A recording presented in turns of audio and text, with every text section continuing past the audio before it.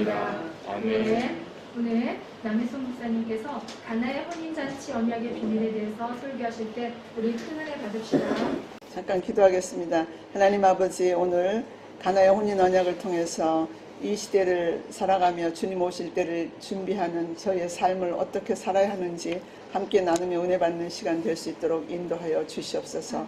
저는 부족합니다. 성령께서 이 시간 붙들어 주시옵소서.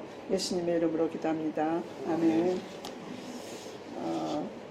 베드로후서 3장 9절의 말씀을 같이 한번 읽으시겠습니다.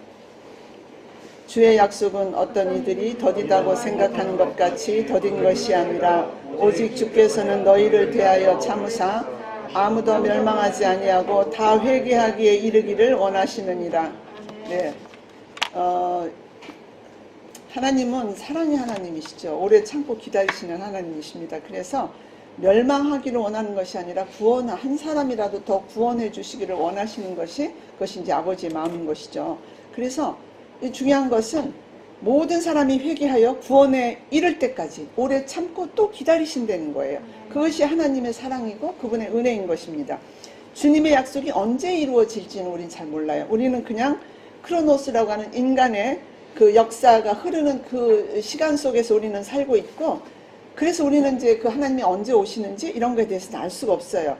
근데 우리가 알아야 할 것은 재림의 때가 아니라 왜 그 오셔야 하는지, 죄인 된 인간에게 은혜를 베푸시는 그 하나님의 마음을 우리가 아는 것입니다. 그래서 재림의 때가 늦춰진다고 이렇게 늦춰지는 것 같지만 예수님은 하나님의 뜻하신 그 카이로스의 시간, 구속의 시간에 맞추어서 이제 반드시 오시고 지금 그 문 앞에 이르러 계신다. 지금 문 앞에 이르렀다는 때가, 그렇게 아주 임박한 때가 이제 왔다는 것입니다. 그래서 그 재림의 때는 우리가 이렇게 성경에 보면 오직 하나님 아버지만 아신다 그랬어요. 마태복음 24장 36절부터 37절까지 한번 같이 읽어보겠습니다. 그러나 그날과 그때는 아무도 모르나니 하늘의 천사들도 아들도 모르고 오직 아버지만 아시느니라. 노아의 때와 같이 인자의 임함도 그러하리라. 사도행전 1장 7절도 같이 읽겠습니다. 이르시되 때와 시기는 아버지께서 자기의 권한에 두셨으니 너희가 알 바 아니요. 근데 사람들은 그 때가 언제인지에 대한 관심이 더 많아요. 왜 예수님이 오셔야 되는가에 보다 언제 오시는가에 대한 것이 너무 많다 보니까 이단이 막 생기고 이제 이렇게 하는 것이죠. 저는 이제 지난 연말에 그 가나의 혼인 언약이라는 거 봤는데, 혹시 그 영화 보신 분 계세요? 아무도 안 보셨어요? 그러면 꼭 한번 보세요. 저는 그걸 몇 번을 봤어요. 그래서 그거를 보면서 가나의 혼인잔치 언약이라고 하는 거에 예수님께서 엄청난 비밀을 거기다 숨겨 놓으셨다고 하는 거를 이제 알게 됐습니다. 그래서 그건 다큐 형식의 영화고, 이제 그것을 지금 발굴해서 그때 가나의 그 갈릴리 문화를 다 지금 이제 발굴해서 그 안에 감춰진 비밀이 뭔지를 이제 다큐 형식으로 이렇게 고고학자들 또 교수들이 이렇게 얘기하면서 그 영화로 만드는 건데, 미국에서 오픈을 해가지고 박스 오피스 뭐 8인가 9위에 갈 정도로 굉장히 유명한 영화고, 우리나라는 CBS에서 이제 이렇게 들여왔다고 합니다. 그래서 그것을 보면서 재림에 대해서 저도 사실 잘 모르고 계시록에 대한 거 너무 어렵고요. 그러니까 이제 그거는 내가 깨달아 이해할 수 있는 부분이 아니다, 그냥 그렇게 하고 접어놨었고, 정말 휴거가 있나, 휴거는 어떻게 이루어지는가, 이런 거에 대해서 굉장히 의문이 많이 있었는데 이 영화를 보면서 그런 문제점들이 다 해결이 됐어요. 꼭 한번 보시기를 이렇게 권합니다. 그래서 이제 요한은 그 영화에서도 보면 요한이 이렇게 이제 계시록을 다 기록했잖아요. 인간은 이 땅에 와서 영원히 살도록 창조되지 않았다. 그리고 이 땅을 벗어나면 하나의 먼지일 뿐이다. 그런데 육체는 사라지더라도 우리의 영혼은 영원히 존재하는 것이다 라고 이렇게 얘기하고 있습니다. 그래서 언젠가 썩을 땅의 것보다 영원한 하늘의 것에 그걸 소망을 두고 찾아가는 것, 이것이 우리들이 살아가는 올바른 태도다라고 이렇게 기록을 하고 있습니다. 갈릴리 혼인 언약 전 과정은 성경에서 얘기하는 예수님의 초림과 재림의 과정과 정확히 일치하고 있습니다. 그래서 그 가나 혼인 언약 풍습을 알고 나면 그 휴거의 난해한 비밀도 쉽게 풀어지는 것을 볼 수가 있습니다. 갈릴리 가나의 혼인 언약은 우리에게 현재 진행 중인 사건이다 이거예요. 이렇게 아름다운 그 하나님의 계시를 우리가 볼 수 있다는 것이 너무나 엄청난 일이라고 생각을 합니다. 구약에서는 이스라엘을 신부로 표현했고 신약에서는 교회를 그리스도의 신부로 표현을 했죠. 물론 교회는 건물이 아니고 예수 그리스도를 이제 구주로 고백한 그런 사람들이 이제 이렇게 신부가 되는 것이죠. 계시록 21장 9절 한번 보겠습니다. 7 대접을 가지고 7 재앙을 담은 7 천사 중 하나가 나와서 내게 말하 이르되 이리 오라. 내가 신부 곧 어린 양의 아내를 내게 보이리라 그랬어요. 신부가 누구예요? 어린 양의 아내가 신부인 거예요. 그럼 우리는 다 어린 양의 아내잖아요. 근데 저는 그 신부에 대한 어떤 그런 그 감정적으로 느껴지는 거, 내가 예수 그리스도의 신부다 이런 것이 마음에 닿지를 않았거든요. 솔직히 말해가지고. 너무나 성경에 쓰여진 이야기고 나는 내가 예수를 믿기 때문에 나는 예수 그리스도의 신부고 정말 나중에 그 천국에서 주님과 만나서 살 거다 이런 거를 개념적으로 알고 있었지만 내가 그리스도의 신부다라고 하는 그 느낌이 그렇게 가깝게 느껴지지가 않았어요. 근데 이거를 몇 번 영화를 보면서 이 성경 말씀과 대조를 하면서 제가 이거 말씀을 그때 영화를 보고 딱 필이 꽂혀서 이 말씀을 한번 준비하겠다. 그래서 거의 한 달 동안을 이것을 붙들고 씨름을 했어요. 그래서 근데 줄거리가 어떻게 해야 될지 제가 잘 모르니까 잘 안 되더라고요. 솔직히 말해서. 근데 그거를 계속 보면서 제가 그 영화에서 이야기하고자 하는 그 내용 그대로만 전하자. 그렇게 생각을 해서 이것은 사실 영화를 그냥 풀어서 이렇게 말씀을 드린다라고 보면 돼요. 그래서 여러분이 나중에 영화를 보시면 더 쉽게 이해가 되실 거예요. 이제 그래서 저는 이제 이렇게 중요한 건 우리가 구원이 이렇게 어린 양의 아내라고 하면은 우리가 피로 값주고 샀잖아요. 예수님이 나를 위해서 피로 값주고 사서 아내 삼아 주신 거예요. 그러면 그게 얼마나 소중한 일이냐 이거야. 그것이 갑자기 가슴에 확 와닿더라고요. 나를 위해서, 나를 아내로 삼기 위해서 피로 값주고 그렇게 대가를 지불하시고 나를 아내로 삼아 주셨다고 하는 그 사실이 너무나 감격스럽게 느껴진 거예요. 그렇게 우리가 그렇게 구원받았는데 이렇게 쉽게 아무렇게나 얻어진 것이 아니라는 사실을 우리가 안다면은 이 비밀 언약을 통해서 우리는 다시 한번 깨닫게 되고 갈릴리 결혼 풍습과 교회에게 약속하신 말씀과 연관성을 우리가 한번 짚어봐야 되겠다 이제 이런 생각을 합니다. 그래서 가나의 혼인 언약은 초림과 그 재림이 거기에서 이렇게 다 나타나고 있습니다. 구원자 예수님의 오심으로 이미 이제 그 구원은 완성이 되었죠. 그리고 이제 재림은 말세에 다시 일어날 이제 그분이 오심으로 이루어지는 거가 이제 되어 있어요. 그러면 그분이 오실 때는 이 세상에 그 환란의 때 진노로부터 자신을 믿고 있는 우리들을 구해내기 위해서 예수님은 다시 오시는 거예요. 그리고 안 믿는 자는 심판하러 오시는 거예요. 그 비밀이 가나의 혼인 언약 속에 숨겨져 있는 거예요. 그래서 그 갈릴리 사람이 얘기하기를 갈릴리 사람들은 재림의 비밀을 말세까지 지키도록 선택받았다 그랬어요. 그래서 자기들이 비록 죽더라도 다음 세대가 언젠가 그 비밀을 발견하도록 예수님을 경험할 그 세대들이 그들에게 그 드러날 비밀이 거기에 숨어 있다라고 이렇게 얘기하는 거예요. 그러니까 재림의 때는 전무후무한 그 환란이 일어나는데 그것을 견뎌낼 자는 아무도 없기 때문에 전쟁과 기근과 지진과 전염병과 그런 모든 환란 속에서 많은 성도들이 자기의 그 믿음을 버리게 되고 또 진정한 믿음을 지켜갈 자가 많지가 않다라고 하는 거예요. 얼마나 환란이 크면. 여기 마태복음 24장에도 그 환란에 대해서 쭉 얘기했죠. 계시록에서도 그렇게 얘기하고 있죠. 그래서 우리는 그렇기 때문에 재림이 언제인가 그거보다는 왜 재림이 일어나야 되는가에 대해서 우리는 더 관심을 가져야 된다는 것입니다. 예수님은 유대인이시지만 갈릴리 사람이었어요. 갈릴리에서 성장하셨잖아요. 그리고 제자들도 전부 갈릴리 출신의 어부들이고 세리들입니다. 그래서 예수님은 그들이 아는 갈릴리 지방의 많은 풍습 중에서도 결혼 풍습을 통해서 그들이 이해하기 쉽게 재림을 설명하고 있는 거예요. 성경에 보면 많은 것들을 예수님은 비유로 얘기하실 때 너무나 사람들이 쉽게 이해할 수 있는 것들을 했잖아요. 그래서 이것도 갈릴리, 이 성경의 복음서의 3분의 2는 갈릴리를 배경으로 쓰여져 있습니다. 그래서 예수님은 이제 왜 수많은 풍습 중에 갈릴리 혼인 언약 속에다가 이 재림의 비밀을 숨겨두셨을까? 그들에게 익숙한 개념을 놓고 이것이 천국이다라고 알려주시는 거예요. 그래서 재림의 방법과 이유는 그들의 관점에서 이해를 해야 된다는 거예요. 그래서 그들의 관점에서 이해를 할 때 그 언약의 비밀을 깨달을 수 있다는 것입니다. 이제 그 영화에 보면은 그 이제 혼인식을 해요. 마리아하고 요셉하고가 정혼했잖아요. 그러니까 그 혼인식만, 약혼식만 해놓고 서로 따로 결혼식을 위해서 준비하고 있는 그 기간 안에 마리아한테 이변이 일어났던 겁니다. 그러니 정결한 처녀로 살고 있어야 될 나의 약혼자가 임신을 했다 그러니 요셉의 기분이 어떻겠어요?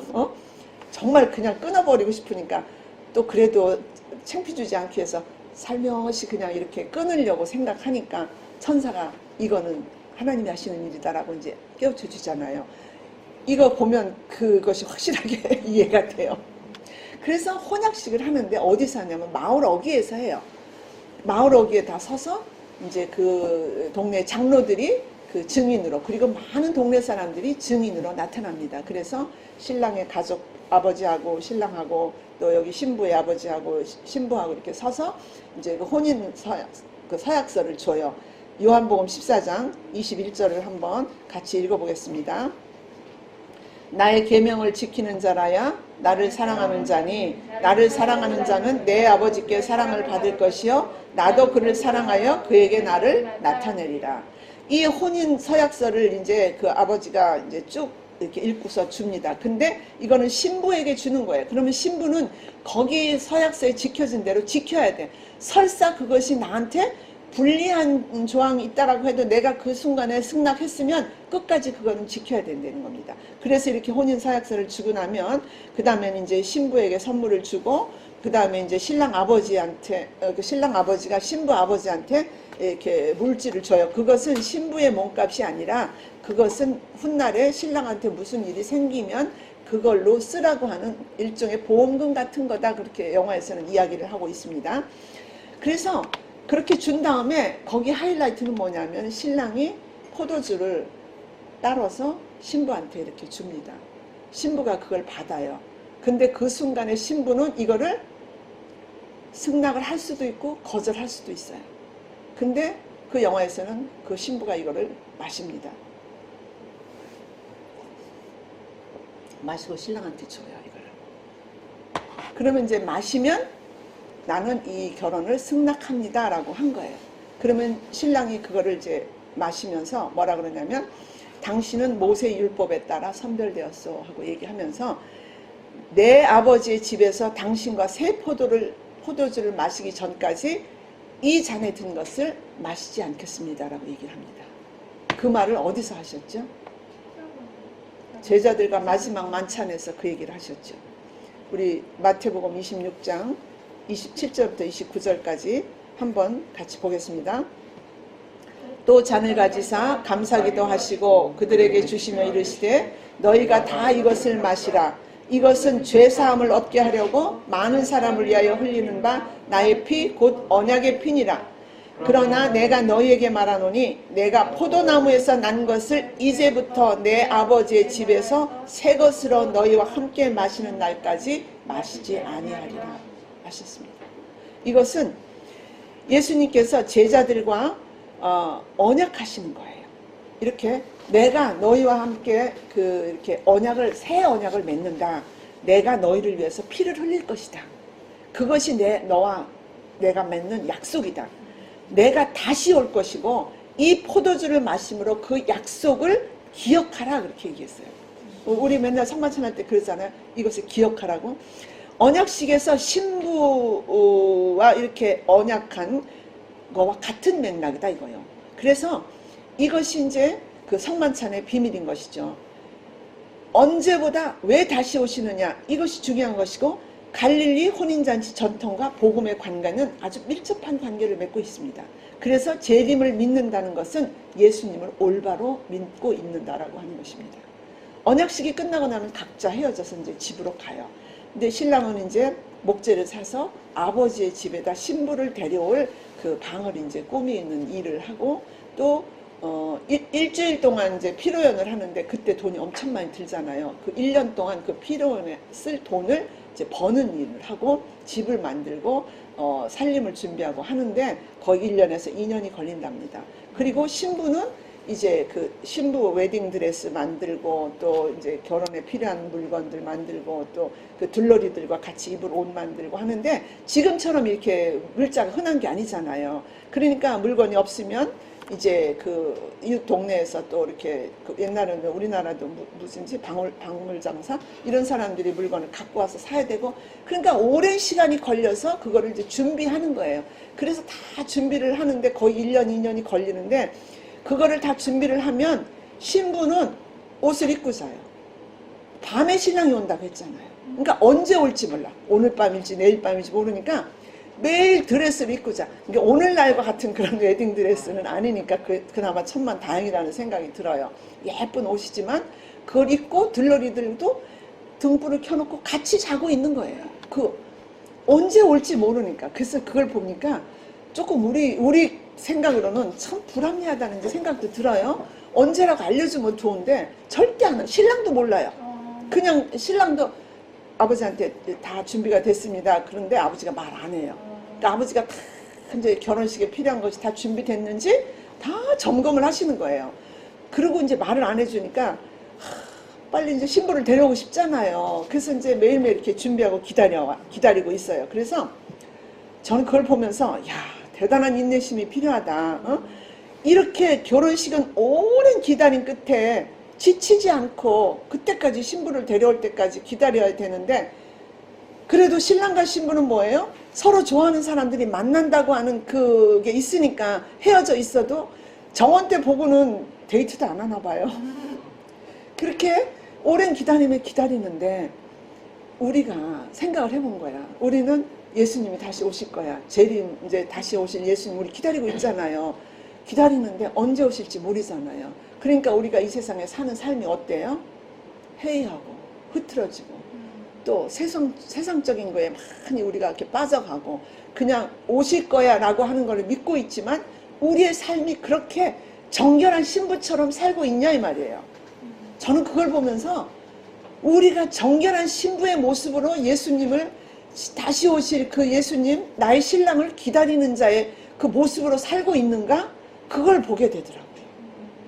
그래서 우리가 지금 이 신앙생활을 한다는 이거가 얼마나 우리는 예수님은 핏값을 주고 나를 샀는데 그 핏값을 주고 산 신부의 모습으로 내가 살고 있느냐라는 것을 생각을 해보니까 너무나 정말 죄송하고, 내가 이렇게 살아서 과연 나를 다시 데려오려고 그렇게 십자가에서 피를 흘리고 그 핏값을 지불하고 나를 신부 삼아 줬는데 기다리고 있어라. 내가 가서 너희들이 있을 집을 만들어 놓고 내가 너희를 데려오겠다 라고 약속하고 가셨잖아요.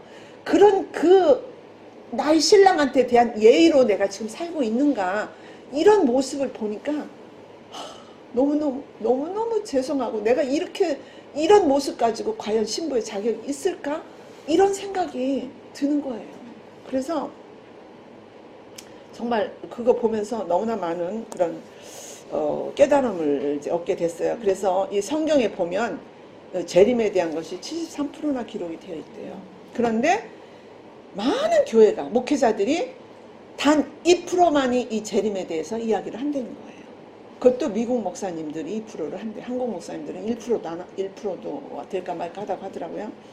그래서 이렇게 재림에 대한 이제 그 얘기를 안 하는 거야. 예수님은 영원히 거할 집을 준비하시고 이제 내가 다시 오겠다고 약속하셨는데, 이거를 얘기 안 한다면 우리가 예수님이 하신 약속을 믿는 거예요? 믿지 않는 거예요? 우리가 믿지 않는 거예요. 그 약속을 우리가 믿지 않는 거라고요. 그러면 우리가 그걸 믿지 않으면 더군다나 교회 다니지 않는 사람들이 그걸 믿겠냐고요. 그러니까 그것이 비성경적이다라고 말할 수밖에 없죠. 세상 사람들이 들으면 뭐 예수님이 다시 와서 너희 데려간다고 그 말도 안 되는 소리 하지 마라 이렇게 하는 거죠. 그러니까 재림에 대해서 믿는 사람이 얼마 안 된다는 거예요. 거의 그런 건 있지 않다라고 하는 사람들이 더 많다는 거죠. 그래서 우리를 사랑하시기 때문에 다시 오신다는 그 언약의 말씀을 믿지 않는 것은 성경의 예언을 무시하는 것이고 하나님의 말씀이라는 것을 믿지 않기 때문에 그거는 우리가 너무나 잘못된 태도라 그렇게 얘기하는 거죠. 그렇게 되면 재림에 대한 불확실은 더 커지는 것이고 성경의 정통성을 부정하는 결과를 초래한다는 거예요. 그래서 예수님은 뭐라 그랬어요? 나는 너희들의 집을 마련하기 위해서 떠나며 내가 있는 곳에 너희도 거할 수 있도록 내가 다시 와서 너희를 데려가겠다. 이렇게 얘기하셨잖아요. 우리가 데살로니가 전서 5장 1절 2절 한번 같이 보겠습니다. 형제들아 때와 시기에 관하여는 너희에게 쓸 것이 없음은 주의 날이 밤에 도둑같이 이를 줄을 너희 자신이 자세히 알기 때문이라. 그러니까 그 가나의 혼인은 밤에 이루어진다. 밤에 신랑이 이제 신부를 데리러 온대요. 그래서 말세에 주께서 밤에 도적같이 올 것이라. 그날과 그 시는 신랑의 아버지만 아신다. 그때는 밤에 도적같이 임할 것이다 그랬어요. 도적은 밤중에 오잖아요. 예수님도 밤중에 오신다. 그러니까 우리가 그렇게 잘 살고 있나 없나, 함부로 살고 있나, 그래서 밤에 오시나 봐요. 등불과 기름을 준비하고 옷을 입고 기다리는 자들은 기대하면서 깨어있는 자들인 거죠. 그러니까 열처녀 중에서 다 같이 졸며 자지만 5명은 그래도 어느 때라도 뛰어나가려고 등불을 그릇에다 기름을 준비해놓고 있고, 미련한 자들은 그냥 여기에다가 기름만 넣었으니까 이거 다 타면 그냥 끝나는 거예요. 그런데 이렇게 다른 그릇에다 기름까지 준비해 놓은 그런 준비성을 가지고 깨어있는 거. 그래서 거기에 보면 신부는 잠도 안 자요.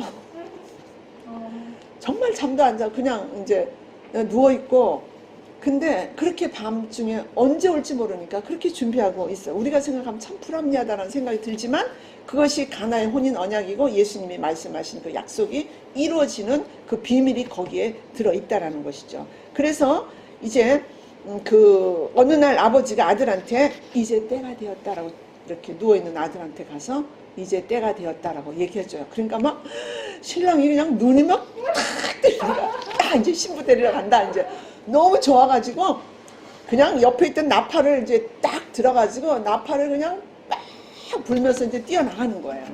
그러니까 막 그 잠자던 동네 사람들이 막 횃불을 들고 뛰어나와요. 온 동네를 깨우는 거예요. 왜? 이제 잔치가 이루어진다는 걸 사람들도 지금 기대하고 있잖아요. 그러니까 저 집 잔치가 언제 일어나지 기다리고 있었던 사람들은 다 횃불을 들고 막 뛰어나오는 거예요. 그래서 그 동네를 이제 한 바퀴 돌면서 신부의 집에까지 나팔이 들리도록 막 부는 거야. 신부를 깨워야 되잖아요. 그래서 신부가 그 나팔 소리를 듣고 이제 들러리들과 같이 이제 나오면 신랑이 신부의 집 앞에 가서 이제 그 친구들이 가마를 가지고 가요. 가마. 이렇게 옛날에 우리나라의 그 양반들 타던 가마 같은 거, 그 가마를 가지고 갖다 내려놓으면 신부가 거기에 올라타면 들고 가요. 그래서 그것이 뭐냐면 들려서 아버지 집으로 가는 거예요. 그 친구들이 신부를 들어서 아버지 집으로 들어가면 거기에 이제 그 사람들이 다 이제 아버지 집으로 들어가고 문이 이제 탁 닫혀요. 그러면 그 문은 7일 동안 나가고 들어갈 수도 없어. 거기 한번 들어간 사람은 나올 수도 없고 들어올 수도 없는, 그리고 이제 7일간의 잔치가 거기서 이제 이렇게 벌어지는 것입니다. 그래서 우리가 근데 막 늦게 온 사람들이 와서 막 문을 막 두드리고 그래요, 이제. 근데 절대 문이 열어주지 않아요. 그러면서 마태복음 25장 12절부터 13절에 있는 말씀 같이 읽어보겠습니다. 대답하여 이르되 진실로 너희에게 이르노니 내가 너희를 알지 못하노라 하였느니라. 그런즉 깨어있으라. 너희는 그날과 그때를 알지 못하느니라. 그러니까 이렇게 혼인잔치가 일어나고 동네에 나팔을 불고 막 난리가 치는데도 그냥 좀 이러고 있던 사람들은 이러다 이 동네가 왜 이렇게 조용해? 다들 어디 갔어? 하고 그때 가서 보니까 이미 문이 닫혀서 아무리 두드려도 나는 도무지 너를 알지 못한다. 그러는 거예요. 그래서 그 7일간의 잔치가 이제 하는데 성경에서는 그것이 7년 잔치가 이루어지는 거라고, 천국 잔치라고 이렇게 얘기를 하고 있습니다. 그리고 7년 대환란에 들어간다고 합니다. 그래서 하나님의 심판과 하나님의 진노가 있기 전에 어린 양의 이 혼인 잔치가 이루어진다는 것이에요. 그래서 예수 그리스도를 통해서 이 땅에 심판이 오고 참 성도와 알곡된 자, 거룩한 신부의 기름을 준비한 슬기로운 처녀들은 대환란에 들어가지 않고 들림받아 공중에서 어린 양 혼인잔치에 들어가는 언약이 이루어진다는 놀라운 비밀이 그 가나 혼인 언약 속에 들어있다라는 것입니다. 그래서 이 영화가 이 시대에 지금 나온 것은 이 시대 크리스찬들을 향해서 울리는 마지막 경종이 아닌가 이런 생각이 들어요. 이것이 그렇게 경종을 울리는 나팔일 것이다. 왜? 우리는 신부 세대로서의 모든 세대를 일깨워야 하는 책임이 우리 가운데 있는 거예요. 그래서 앞으로 말세에 일어날 이런 일들을 우리한테 이제 일어날 일이잖아요. 그렇기 때문에 우리가 그것을 깨어서 준비해야 되는 것을 가르쳐주는 것이 그 영화가 말하고자 하는 것이 아닌가 이런 생각을 해보게 됩니다. 우리는 이렇게 예수님이 얘기하신 말씀하신 성경의 그 언약을 잃어버린 세대예요 지금. 그래서 이제 최근 연구를 통해서 숨겨진 그 언약의 비밀이 드러나고 있는데 예수 그리스도가 무엇을 약속하셨는지를 말하는 것입니다. 역사를 통해 드러나는 충격적인 비밀이 우리의 그 영성을 이제 깨우고 있는 것입니다. 가장 안전하고 정확한 그 비밀이 그 안에 있는 이제 그 가나의 혼인잔치 코드와 이렇게 맞는 것이라고 볼 수가 있는 것입니다.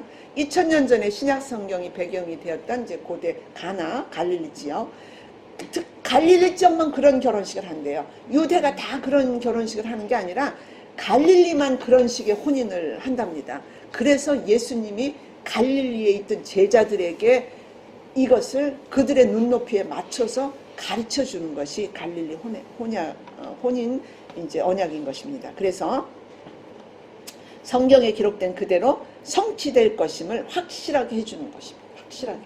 그래서 그것이 지금 이제 이렇게 발굴되어져서 세상에 그것을 이제 나타나고 세상에 잠자고 있는 사람들을 지금 깨우고 있는 것. 이것이.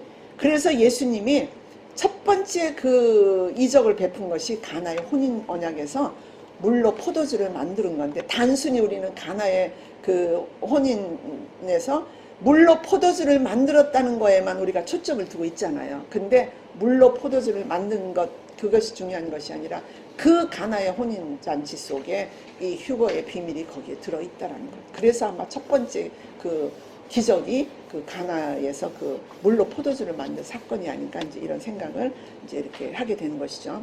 그래서 이제 그 공중 들림, 뭐 휴거 이런 것들이 성경에 쓰여져 있는 대로 반드시 일어날 일이다라는 것을 우리는 다 믿죠. 반드시 일어날 것이라고 우리는 믿죠. 네, 우리는 그것을 믿습니다. 그런데 언제 일어날 것이냐라는 것보다 어느 때 일어날 것이냐 이거보다 왜 일어나야만 되느냐. 근데 언제 일어날 거에 대한 사람들이 많이 맞추다 보니까 수많은 이단들이 이제 이렇게 왜 자기 멋대로 해석을 하니까 성경에서 말하는 건 그게 아닌데 자기 멋대로 해석을 하다 보니까 수많은 이단이 일어나서 사람들을 미혹하고 이제 그 거짓 정보를 주고 자기의 그 욕심 따라 유익을 취하고 이제 이런 일들이 많이 일어났잖아요. 우리는 지금 그 초림에서 예수님과 정원한 모두 신부예요. 그 신부로서 이제 지금 우리는 그 진행 중인 그 시대를 지금 살아가고 있는 거예요. 다시 오실 예수님 아직 안 왔잖아요. 우리 신랑 아직 안 왔잖아요. 그러니까 그 신랑이 오실 때를 기다리는 우리는 신부인 거야. 그럼 매일 잠 자야 돼, 안 자야 돼요? 우리 잠자지 말고 기다려야 돼요. 정말. 그래서 우리는 이제 그렇게 기다리고 있는 신부의 그 진행형을 우리는 지금 살아가고 있는 것입니다. 그래서 마태복음 24장 21절에 한번 우리 같이 한번 보겠습니다. 마태복음 24장 21절. 이는 그때 큰 환란이 있겠습니다. 창세로부터 지금까지 이런 환란이 없었고 후에도 없으리라. 이 환란의 때가 오는, 그때는 이것을 견딜 자가 없고 배도하는 자가 많고 정말 그때 자기의 믿음을 잃어버린 자가 너무너무 많다고 그랬어요. 24장이 전부 그 재림에 대한 그 환란에 대해서 기록하고 있죠. 그래서 예수님은 반드시 도래할 이 세상의 종말에 대해서 말씀하십니다. 세상 끝에는 주의 임함이 있는데 말세에 큰 미혹이 올 거라고 이렇게 경고하고 계십니다. 우리는 난리와 난리의 소문, 지금 같은 이런 난리의 소문이 오니까 사람들은 이제 세상이 종말인가 봐. 누구나 입에서 그런 말이 나오죠.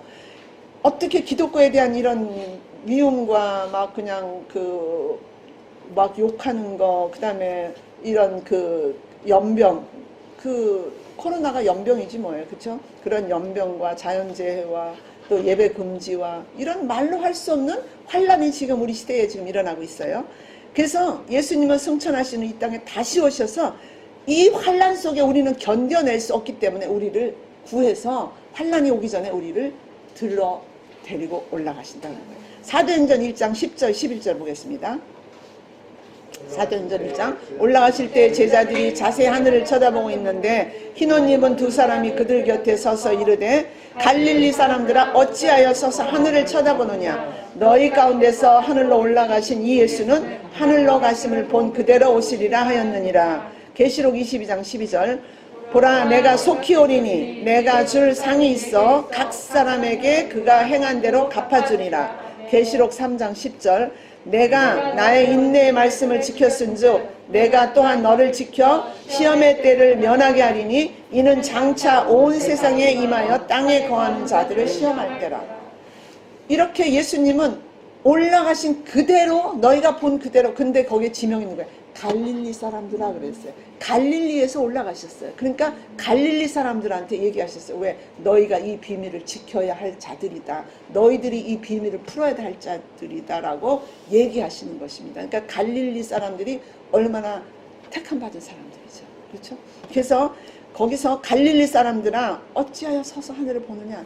예수는 너희가 본 그대로 오시리라 그랬어요. 그러면 오셔서 우리를 그대로 데리고 신부가 들려서 아버지 집에 가는 것처럼 이렇게 우리를 그렇게 들려가는 것이 거기 결혼식 가나의 혼인 언약의 그 비밀이 있다고 하는 것입니다. 그래서 우리는 이렇게 인내의 말씀을 잘 지키고 그래서 이 시험의 때를 우리를 면하게 해주신다는 그 놀라운 하나님의 은혜가 있습니다. 그래서 이 재림의 때를 아버지만 아시고 언제 오실지 우리는 거기에 대해서 신경 쓸 필요가 없고 왜 오시는지에 대해서 우리는 신경을 쓰고 그 말씀에 대해서 집중해야 되는 것입니다. 그래서 이제 예수님께서 혼약식에서 신부에게 잔을 주고 본인이 마시고 이제 내가 이것을 이제 내가 다시 이제 천국에서 마실 때까지는 마시지 않겠다고 약속하신 이것은 뭐야?